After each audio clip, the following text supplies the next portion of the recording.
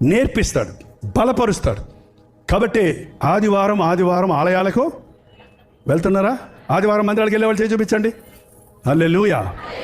Live చూడొచ్చు, కానీ ఇంట్లోనే కూర్చోవడం కాదు. మందిరంలోనికి వెళ్ళి విశ్వాసులతో కలిసి ప్రార్థించాలి, పాటలు పాడాలి, దేవుని సన్నిధిలో ఆయన వాక్యాన్ని ధ్యానించాలి. అప్పుడే మనం ఆధ్యాత్మికంగా బలం పుంజుకుంటాం. ఆదివారం వెళ్తే చాలా, ఆదివారం మందిరానికి వెళ్ళే క్రైస్తవులు చాలామంది ఉన్నారు.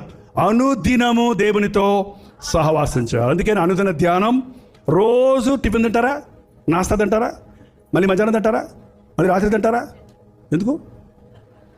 బతకడానికి.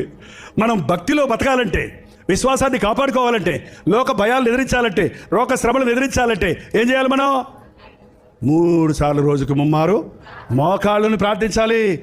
రోజు దేవుని వాక్యం అనే వాక్యము జీవాహారాన్ని వినాలి. దినమంతా వాక్యాన్ని ధ్యానించాలి. అప్పుడు మీ జోలికి అపవాది రాలేడు.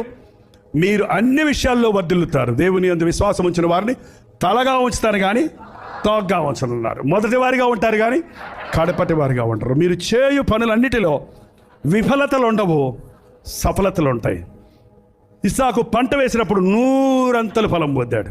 మీ పంట చేతికి వస్తుంది, మీ కష్టార్జితం మిగులుతుంది, మీరు చేసే ప్రతి పనిలో సఫలత ఉంటుంది. అప్పుడు ఆటోమేటిక్గా మన జీవితంలో, మన కుటుంబంలో దీవెన ఉంటుంది.